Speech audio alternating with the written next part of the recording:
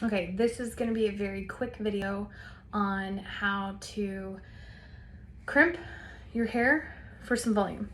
So you can see my hair is pretty flat.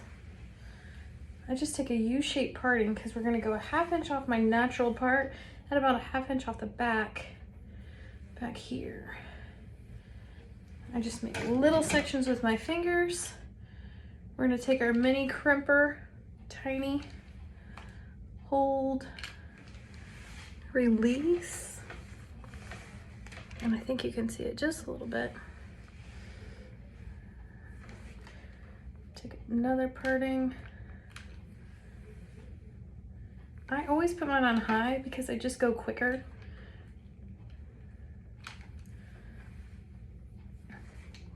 And for more lift, I do thinner sections. So again, back here, I don't even look.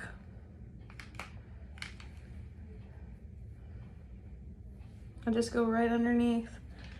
I will tell you in the summer that I crimped all of my scalp and it made my hair feel so much cooler in the summer, you know, just with heat and humidity. It was off my head, so it wasn't nearly as hot.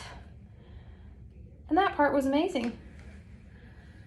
So I'm gonna go pretty close to my face framing area because that always gets really wimpy.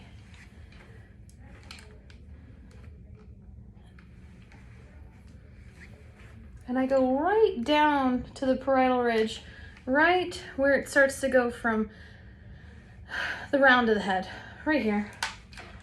You could do more if you want, but for my day-to-day look, that's not how much I like to do. So now you can see I already have lift, and it's like back combing the hair, but it's gonna last a whole lot longer than if I were to back comb. I can sleep on this, plus it feels good. I can sleep on this the next day. I'm just gonna recurl it. That's what I'm gonna do next, so I'll see you in another video.